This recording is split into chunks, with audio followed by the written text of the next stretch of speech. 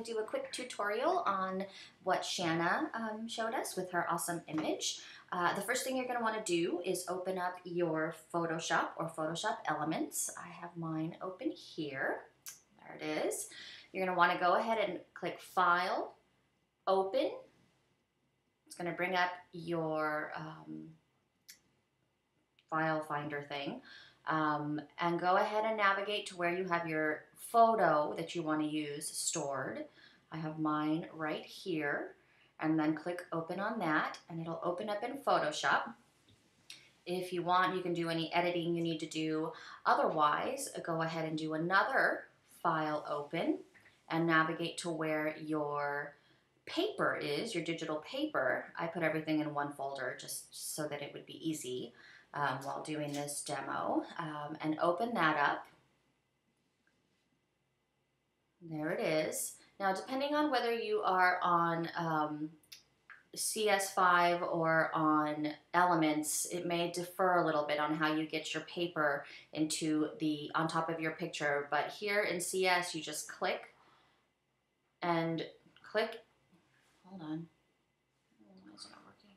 Click and drag over to this tab here that shows your photo.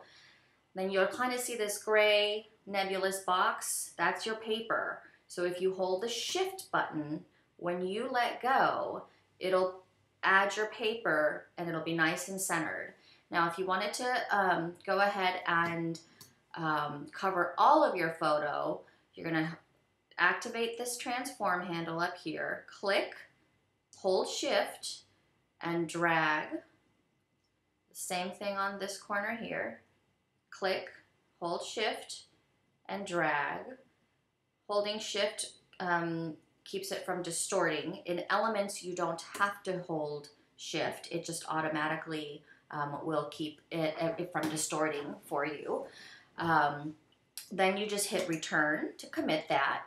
You'll notice over here is your Layers palette on the right. You'll have your background, which is your photo, and then your paper.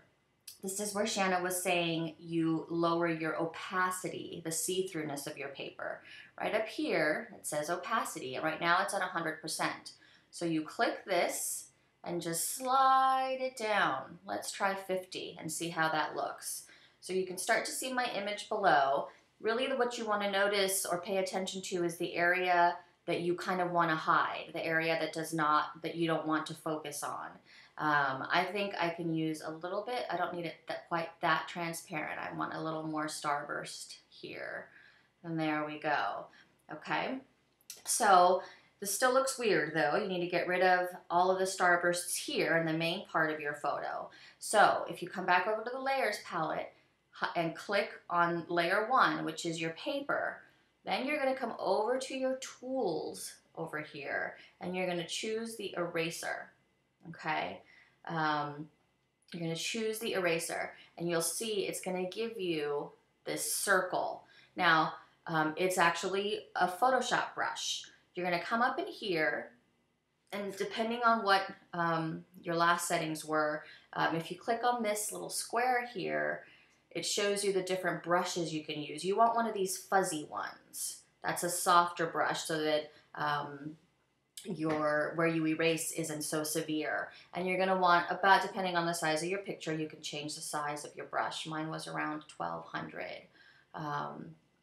And then hit enter and you'll see your brush here. And then making sure that this layer here is selected, you're just going to click around where you want to erase that patterned paper, just like that. So just go ahead and go around the focus area and you're done. Okay, now in order to get this as a JPEG so that you can print it, you are going to do a save as, not a save, but a save as. You can come up to File, Save As, and this will bring up your dialog box here. Go ahead and choose where you'd like to save it.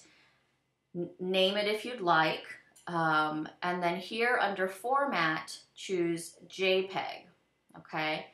Hit Save, and then you'll get this dialog box asking you what kind of resolution you want on your image. The higher the number, it goes up to 12, the larger your file size.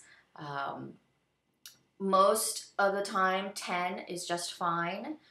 Professional photography labs have photographers save their images at 10 for printing. So you can see it's a 4.6 meg file. So that's plenty big. And then just go ahead and hit OK.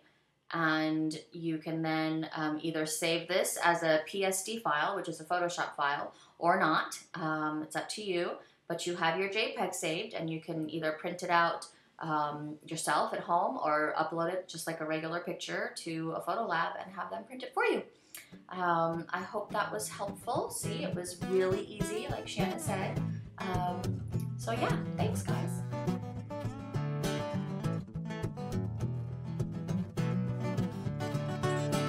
Could you paint a picture on the wall?